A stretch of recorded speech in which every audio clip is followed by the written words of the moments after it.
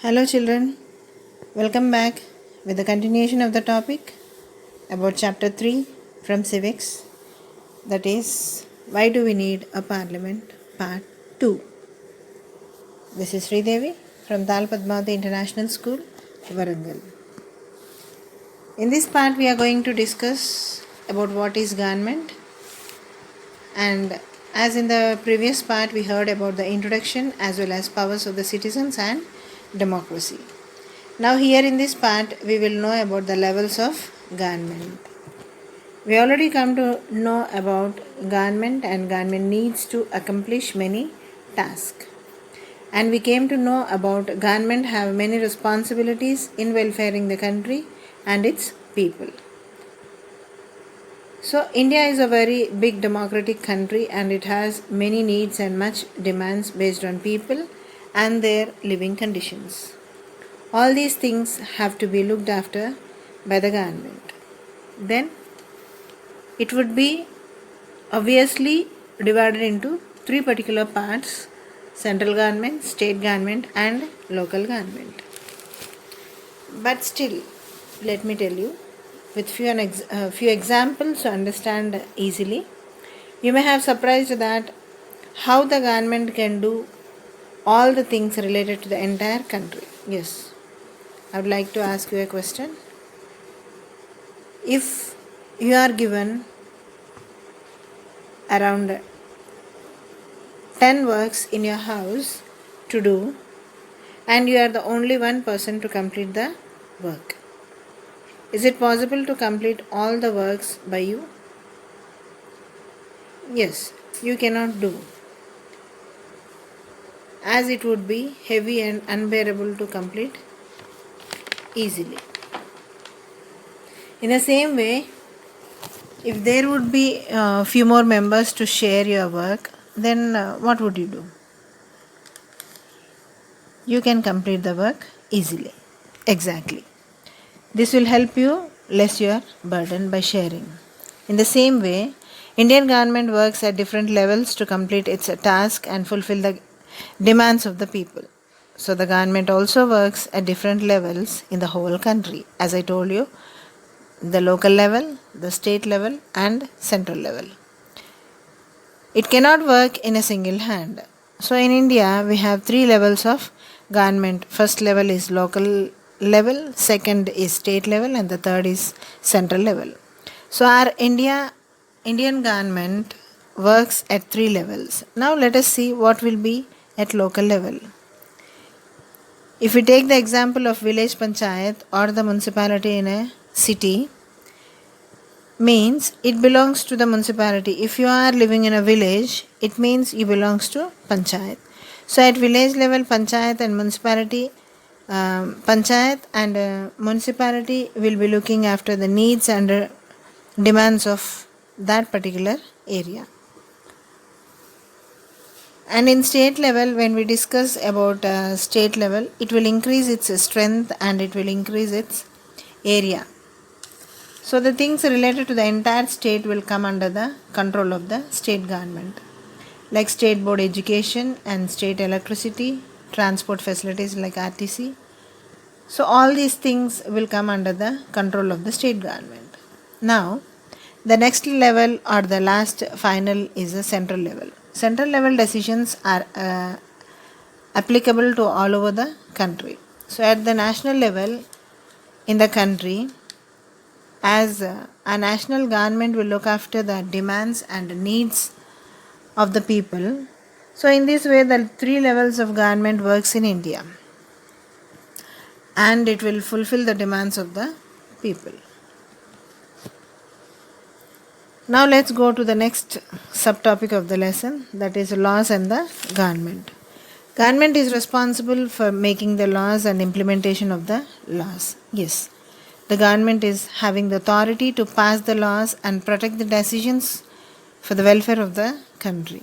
Every citizen of the country has to obey the word of the parliament, and he or she has to follow the laws, as the government has the right to pass the laws. It has a responsibility to make sure that all the laws has to be implemented. So making laws and implementation of the laws are the both responsibilities of the government. For example, there is a law or there is a act, like if a person is having a vehicle, he is supposed to maintain the driving license. So every citizen who drives either the two wheeler or three wheeler, whatever the vehicle he had or she had, needs to maintain the driving license. So this is an act passed by the government. In the same way, we can even see the facilities or the schemes supported by the government for the sake of people in many ways. Not only the rules, even the government supports the people for their best living and comfortable life in the country. So, if the citizens do not follow these laws, the government has a right to jail them or punish them or even demand them to uh, pay the penalty or whatever the negative activity done by them. No individual got the right to break the rules in the country which are passed by the government, the laws prepared by the government. If the people go against to them, they are punishable. Not only this, the people also have some exemptional paths to go to the court if any law is not implemented properly. That is, okay, let me tell you clearly.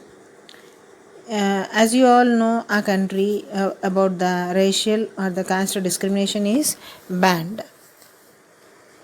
If any person affected by the caste discrimination in getting his job, he can go to the court or for asking some remedy. So, when there should not be any caste discrimination, but this person cannot get the job based on his caste, it is against the Indian government. So, that person can go to the court to ask some remedies. Then the court will decide what has to be done and how to punish the people who are doing such kind of things under the name of caste discrimination. So, courts, laws, acts, all are parts of government which got the people.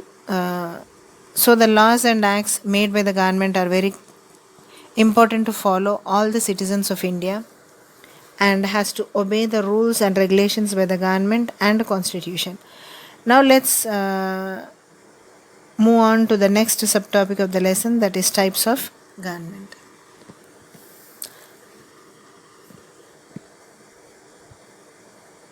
So we have two types of government, that is the democratic and the monarchic.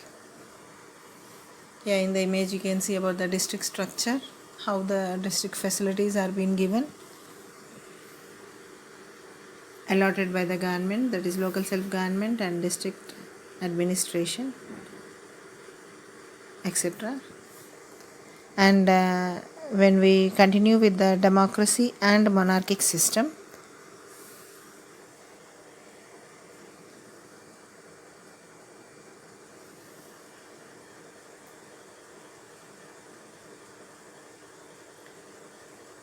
what is this democratic government?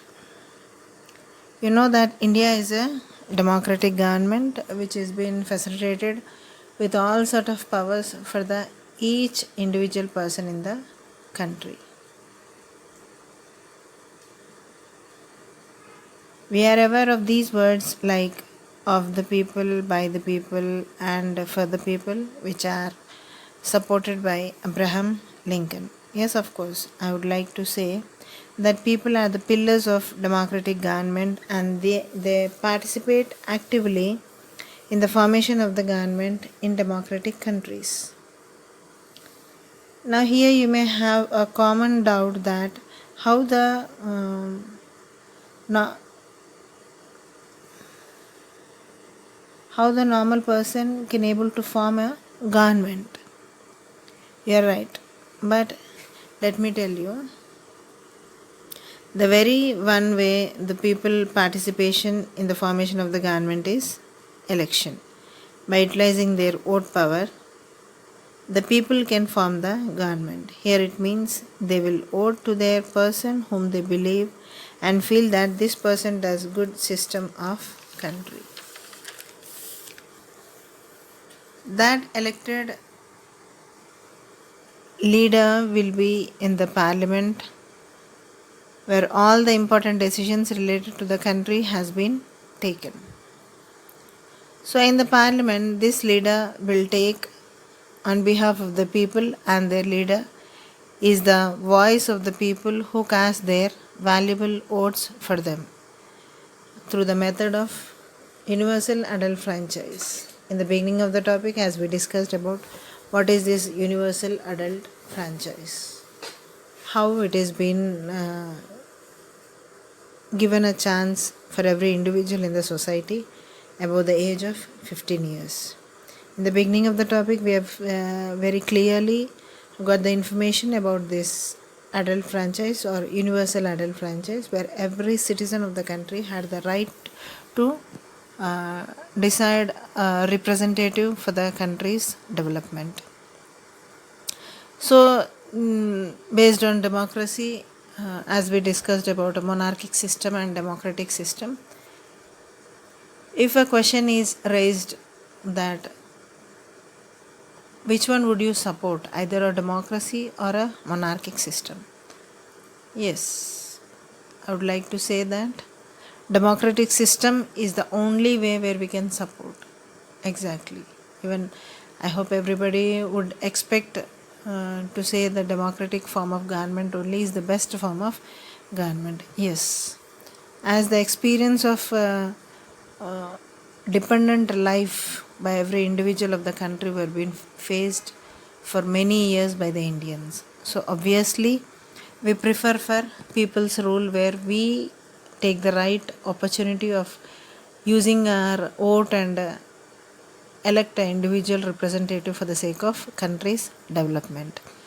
So this one of the important way to the people to participate in the formation of the decision making and laws. It may be a difficult task at your age to understand deeper about the topic, but if you listen again and again, you would understand it clearly what exactly a government and all related to it. And most of the live examples would help you understand the topic very clearly. This elected person will convey the problems in the parliament or the assembly which are faced by us. By this, the higher authorities will sort out the problems or the issues related to the people in the country. So, these representatives are the mediators between the government and the people for the welfare of the people and the country. Where, unless the government takes the initiation and responsibility to develop the country, and at the same moment every individual of the country or every citizen of the country also needs to feel that responsibility to develop the country hand in hand and with the support, then only a country can be called as a developed country, or a country to be a place where every individual person is leading his life happily. Hope you have understood the topic, children.